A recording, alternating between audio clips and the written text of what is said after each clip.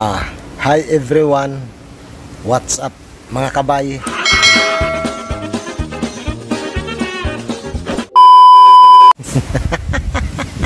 Nag-improve tayo mga kabay. Yan, welcome back to my channel. Nandito na naman tayo mga kabay. May isi-share naman na tayo na mga panibagong video. Ang pag-uusapan natin mga kabay sa araw na to ay tungkol doon sa lupa na acidic. Kasi alam nyo na mga kabay, sa panahon natin ngayon, grabe mga kabay, wala nang lupa na hindi acidic. Bukod lang dun sa mga kabay, sa bundok na hindi na abot ng mga pagkakaingin ng mga tao.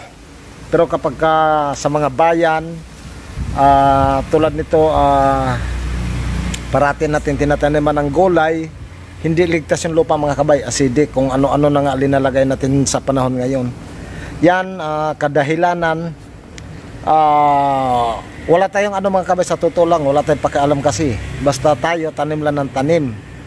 Ang dapat natin gawin, paano natin balik sa natural yung lupa. Yan ang mga pamamaraan. Iwasan natin yung pagsusunog ng mga dahon. Kasi napakalaking tulong yan mga kabay pagka yan ang nabulok, para tuloy-tuloy yung pakinabang natin doon sa lupa. Kasi lalong-lalo na katulad ko, laking probinsya, mula maliit pa lang ako mga kabay, natuto na talaga ako magtanim. Dati nung hindi ko pa naisip yung mga ganyang bagay, tanim din ako ng tanim. Pero mga kabay, habang tumatagal, hanggang nagkakaisip ako, napakahalaga pala. Tsaka isa, number one na pinakamahalaga, yung puno na sa bundok. Kasi yun ang nagbibigay talaga pagka nalalaglag yung kanilang mga dahon, kanilang mga sanga nabubulok, napakalaking tulong doon sa lupa. Yan, kasi ang kanyang puno mga kabay sa lupa din nakatirik. Tapos kapag malaking puno na mga kabay, napakalaki yung pakinabang kasi nagbibigay siya ng tubig para doon sa mga yung bukal, ilog. Ganon kahalaga mga kabay. Kaya sa ngayon hindi pa natin magawa yung lahat ng yung mga ganong video, paano natin talakayin kasi lalong-lalo na wala ako sa probinsya ngayon. Alam nyo na, nandito tayo sa Manila, bilang nagtatrabaho, isang family driver. Yan, shout out sa lahat ng mga may amo or mga kapwa ko driver. Mega shout out sa inyong lahat. Sana mapanood nyo yung video natin, i-share nyo naman. Ayan, balik tayo sa mga kabay, sa lupa. Kasi ang dami natin talakayin mga kabay. Hindi lang tungkol sa lupa, pati na rin yung tubig. Yan, kasi parang naano ko rin sa mga kabay, yung tawag nito, medyo hindi na rin ligtas ang tubig, lalong-lalo na dito sa Manila. Kasi yun na nga, naglalagay din tayo ng chlorine. Nagtataka tayo yung halaman natin na napakaganda nung binili natin. Bakit unti-unti siyang lumiliit? Yung kanyang mga dahon matamlay, kahit anong gawin dilig natin. Wala mga kabay, kadahilanan na rin sa tubig. Kaya abangan nyo yung sunod na video natin. Pag-usapan din natin yan mga kabay. Ang sa ngayon, ang pag-uusapan natin ay paano tayo gumawa ng mix na para sa halaman, gulay. Kasi yan na nga ang natin dito, yung natin dito, acidic yung lupa mga kabay. Wala na siyang wala na siyang vitamins. Pag taniman natin ng halaman, hindi na siya mataba. Kung hindi, aasa na lang tayo sa commercial fertilizer. Yan, hindi naman masama paggagamit tayo ng ganun mga kabay, pero kinalabasan ng mga kabay, mga pinakamaano sa bisa sa commercial fertilizer, parang 5 araw, 1 linggo. Tapos pagkatapos nun mga kabay, wala na. Kasi nagdidilig tayo, yung taba, umaano na rin yan mga kabay, mawawala na rin yung kanyang bisa. Kaya ang naging resulta, nagiging acidic yung lupa natin, yung pinagtaniman natin. Tapos pagka-acid, yung lupa natin mga kabay malagkit. Pagka kahit anong gawin natin dilig, para yung tubig hindi na siya bumababa kasi nagiging putik na siya sa loob ng mga pinagtaniman natin, katulad ng paso or Wilkins ng tubig. Magtataka tayo mga kabayan, ipapakita natin mamaya. Pagkatapos natin gumawa ng mix, didiligan natin mga kabay kung gaano kabilis bumaba yung tubig. Kasi kapag mabilis bumaba yung tubig mga kabay, ibig sabihin nun hindi walang acid yung lupa natin. Gaganda yung mga halaman natin mga kabay. Okay? Alright? Kita kids. Inipon ko yun mga kabay, may dahon. Kukunin ko yung lupa. Kukunin na natin. Yan, ordinary yung lupa sa mga kabay. Yan siya. Yan. Lagay natin dito sa balde. Ito yung gagamitin natin mga kabay. Ano siya? Yung plain lang na lupa. Yan, para magamit natin. Kasi gagawa nga tayo ng soil mix para dun sa mga halaman or gulay na itatanim natin.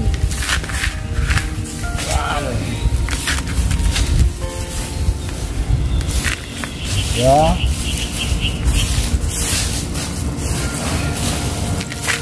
Ito na. Ito mga kabay, may mga halo na rin to na ano, yung mga dahon na nabubulok. Yan.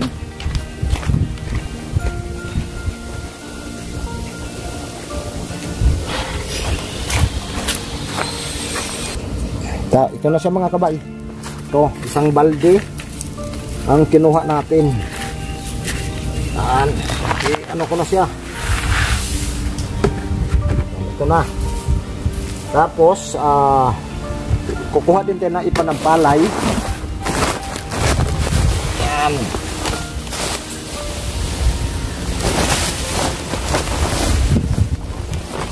Yan, ipanampalay mga kabay, hindi ko sa pinuno. Yan. Tapos kukuha tayo ng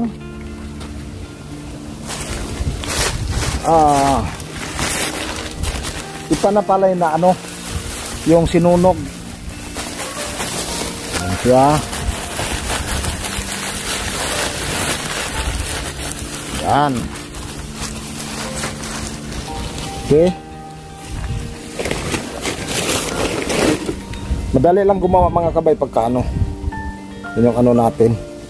Ito yung ipanampalay na sinunog natin. Yan o. Yan siya. Ilagay lang din natin. Yan, bali 3 na kombinasyon ang gagawin natin. Haluin na natin. Yan siya. Para may mix na tayo mga kabay. May mix na tayo. Yan. Ganda na ng ano nito mga kabay. Magiging ano na to sa mga kabay, magiging buhag-hag. Kapag magtanim tayo ng mga bawat halaman or mga gulay, hindi na sa ano mga kabay, hindi na sa magiging acidic. Kasi pagka nagdilig tayo, ang tubig mga kabay bumababa na sa, hindi na sa mag-i-stack. Yan ang mga sinisir natin. Yun. Ito mga kabay, marami na tong nakuha natin. Makakuha na tayo yata dito ng ano, balik natin dito, ilang balde na nakuha natin. Yan siya. Yun lang mga kabay, maano talaga siya, maalikabok. Yan. Pero huwag kayo mag-alala mga kabay. Sanay tayo dito, dito tayo lumaki. Yun. Yun na siya. Ito pa, lagyan pa natin. Ito yung mga pamaraan para lumago yung mga halaman natin. Na.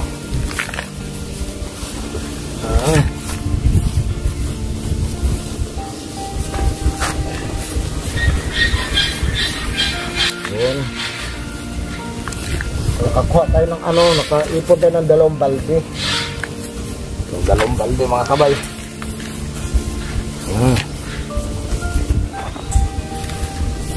Siya, 2 balde yung nakuha natin. Ito na siya mga kabay, oh. Yung ginawa nating mix para iwas acidic. Yan, napakahalaga talaga mga kabay pagka matuto tayo gumawa ng mga ganitong mix. Yan. Ito, pwede na tayo magtanim mga kabay ng mga gulay. Mamaya magsample tayo magtanim kasi napakahalaga nito mga kabay. Yung pagtatanim ng mga gulay o halaman, kung ano pa yung pwede nating itanim. Na pinakadabis mga kabay pagka marunong tayo sa mix ng mga ganitong kombinasyon. Yan, marami tayo sa ano nito mga kabay, marami tayo sa probinsyang mga ipanampalay. Yun, no. Yan, pinakamahalaga yan mga kabay. Tapos siyempre magsample tayo ng ano, tawag nito, paso, para diligan natin kung gaano kabilis yung pagbaba ng tubig. Okay? Yan, kumuha na ako dito mga kabay ng ano, buti ng coke. Ito siya, may butas na yun sa ilalim. Yan, ito. Tapos kumuha na rin tayo ng tubig. Kumuha tayo ng tubig. Tapos maglalagay na tayo dito mga kabay. Example, yan. Ito sa mga kabay, tabi ko lang. Yan siya. Tingnan natin kung gaano ka bilis bumaba yung tubig. Yan, didiligan na natin. Yan siya. Okay, iubos na natin lahat yan mga kabay. Yan. Grabe. Ang bilis bumaba yung tubig mga kabay. Ayan, oh. Inubos natin yung isang ganito. Ang ibig sabihin nun mga kabay, hindi mag-i-stack yung tubig. Yan, pwede na natin ito pagtaniman. 10, kukuha tayo ng ano, ano doon, yan, o, ulugbate mga kabay, ulugbate.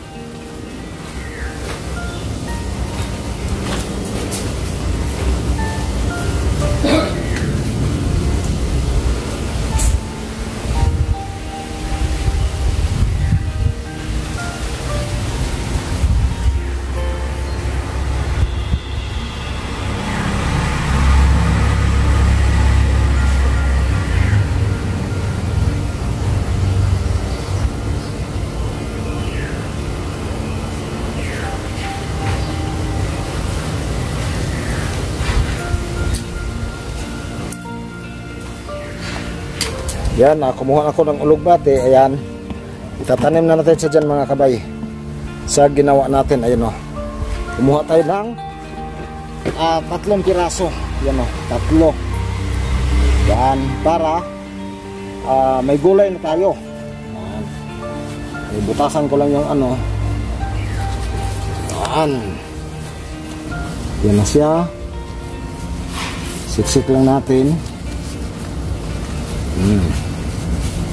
Oh, ganyan lang sa mga kabay. Ayan na. Oh, sa pamagitan ng ano, coke na ano, buti ng coke, may gulay na tayo. Yan. Yan ang importante mga kabay na paggawa ng mga mix. Yan. Oh, di may gulay na tayo mga kabay. Tapos siyempre pakita ko din sa inyo, yan, lapag ko lang dyan yung mga iba natin gulay dito, yung gulay, tapos halaman. Gamit natin yung mix na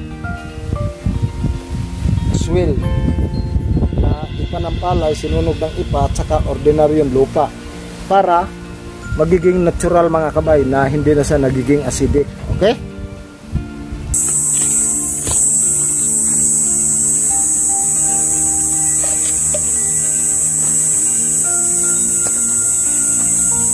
Mga kabay, siyempre magsasample na tayo dito ng ano, pagtatanim ng gulay. Tinanim lang natin sa ano ng buti ng coke mga kabay. Ayan. Oh. Kahit saan to mga kabay, pwede natin itong ilagay kasi pwede siya sa hangin. Ayan. Ganun lang siya ka simple. Okay. Kaya gumagawa tayo ng mga video mga kabay ng mga ganitong kombinasyon. Kasi alam niyo mga kabay, sa panahon ngayon, lalong-lalo na sa mga mga kabay, ang mga kabataan natin mga kabay, malayo na yung mga kabay, hindi katulad sa panahon ko na talagang natuto magtanim ng mga gulay, palay, mais sa probinsya. Kaya gumawa ko ng YouTube channel mga kabay para mga kabay hindi natin pa rin yung mga ganitong mga pamamaraan makalimutan, kasi napakahalaga nito mga kabay. Lalo na ngayon, usong-uso na yung mga iba-ibang gadget. Napakahalaga pa rin mga kabay, lalong-lalo na sa natin, sa mga katawan. Ito na siya. Yan, mga pagtatanim. Siyempre mga kabay, didiligan na natin to para na sila kagandang tubig. Yan. Para hindi sa malanta mga kabay. Yan, didiligan na natin. Napaka simple mga kabay. Yan Yan. Napakadali. Nakapagtanim na tayo ng gulay dito doon sa ulugbate kanina. Ayan ulugbate natin. Yan. Napakadali mga kabay. Yan siya. Yan, napakaganda. May na tayo, gamit natin ang buti ng coke. May gulay na tayo dito mga kabay, medyo marami na rin tayong gulay na nagawa. Okay, kita ko sa inyo mamaya yung mga halaman at saka iba ko pang tinanim. Ayan mga kabay, natapos na tayo magtanim. Tapos ipapakita ko na sa inyo yung mga iba ko ditong tinanim mga kabay na nakalagay lang sa mga paso, plastic, na mga kabay, kasi yun na nga, maraming paraan mga kabay na makatipid tayo na hindi kailangan pang gumastos, lalong lalo na pagdating sa mix. Bakit pa tayo bibili mga kabay kapag kaya naman natin gawin yan. Sa lahat ng mga kabay natin, lalong lalo na sa mga probinsya o dito sa Metro Manila na hindi pa nakagawa ng ganito, pwede nyo nang gawin mga kabay para magkaroon lang kayo ng mga gulay sa inyong mga gilid ng bakuran or sa tawag nito sa probinsya. Yan, pwede kayo magtanim mga kabay na hindi na kayo kailangan pa lumayo. Yan, kung nakikita nyo yung kangkong ko dito, nandito sa likod. Tapos yung iba nating gulay ayun pa. Yan, ito yung mga kabay, yung mga natin. Papakita ko na sa inyo. Ito yung ginawa natin na mix. Yan, sana makatulong ako sa inyo mga kabay. Ito na sa mga kabay dito. Ito yung tinanim natin kanina. Yan Yan yung gulay natin. Ilagay lang natin muna sa malilim, tapos may ilugbate pa dito, sinampol. Ang sa halaman mga kabay, ito naman kung gaano sila kalusog. Yan yung Prince of Orange natin. Tapos yung Red Congo, yan mga kabay, tingnan nyo, hinangin niya, tuntua sila mga kabay. Yan, sobrang ganda. Tapos dito may isa pa ako, nakatanim lang din sa lahat yan mga kabay, cuttings. Yan mga cuttings lahat yan. Ito, lalo na to, cuttings to mga kabay. Ayan kung nakikita nyo to, yan. Bali nagtira lang ako ng isang dahon. Ayan matandang dahon. Ito na yung bago niyang mga kabay, bagong sibol. Ayan ayan, may dahon na rin siya na dalawa. Dalawa mga kabay, tapos pangatlo tong shoot niya. Ayan, tinanim natin siya sa buti pa rin ng coke. Yan, ganyan na sa mga kabay kapag lang. Ang importante mga kabay, itong natin mix na ginawa, napakasimple. Tapos dito nagtanim rin ako ng bawang mga kabay. Ayan buhay na rin siya yung bawang natin.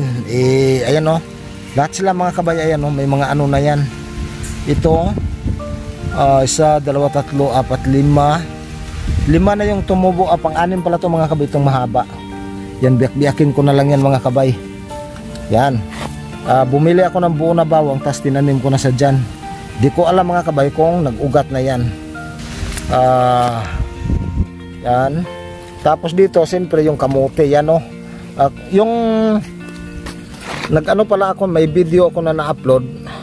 Ito siya Japanese potato. Yan. Ito na siya, buhay na sa mga kabay. Ayan, oh, yung laman. Pinutol natin yung laman yan. Ito na sa mga kabay, marami na siyang ano, kasi sobrang sarap niya at saka sobrang tamis. Hindi sa basa mga kabay na pagkakamote. Yan, galing siya sa Japan. Yan, binili ng ano, yung boss ko mga kabay. Ayan, oh. Buhay na talaga siya. Okay, yan lang. Basta ang mahalaga mga kabay, yung sa mix natin. Kasi yun na nga ang pinag-usapan natin dito, yung acid ng lupa. Kasi kapag halimbawa nagdilig tayo, pag may mapansin kayo mga kabay, pagka magdilig kayo nga matagal bumaba yung tubig mga kabay, palitan nyo na yung lupa nyo, yung sa paso. Tapos dito may ano rin ako, may mint. Ayan, oh, sobrang maganda na rin yung mint natin mga kabay. Kung sa lahat ng mga Bisaya, ang mint, kasi tawag nila dito sa Manila mint. Sa amin to mga kabay, ang tawag nito sa ano, hambuboy na. Yan, hinahalo to sa mga ano, mga pagka nagluluto tayo ng mga ano, pagkain, yung ulam. Yan, sobrang bango nito mga kabay. Yan, sobrang bango nito. Yan, oh. Mint, hambuboy na. Tapos siyempre yung halamang gamot. Yan, baka sino yung gustong mag-order dyan. Napaka ano nito mga kabay, napakaganda nito, halamang gamot, kulay violet yung ano. Kukuha ko ng bulaklak mga kabay. Wait lang. Yan, ito sa mga kabay, ito yung ano niya mga kabay, bulaklak. Yan. Yan, ito siya. Yan, ganyan lang sa mga kabay. Yan, lagay natin muna dyan. Kunwari. Okay. Dito mga kabay, dami ko pang mga pinupunla. Ayan, oh, nakalagay sa ano, hindi pa sila tumubo mga kabay. Yan. Tapos dito may ginawa rin ako dito, kamatis naman mga kabay, at saka ditos. Yan, nakatanim lang din sa plastic na ano. Yan, oh, buhay na sa lahat. Yan, i-transfer ko na lang pagka ano yan mga kabay, yung ano natin, pagka lumaki na sila. Okay. Ano yung mga kabay, hanggang dito na lang yan. Maraming salamat. Sana huwag niyong kalimutan na paki-likes, paki-share, saka paki-pindot na lang yung notification bell mga kabay, para pag may mga bago akong upload na video, parati ka naka-update. Yan, kita-kits sa sunod natin ng mga video. Bye bye, maraming salamat.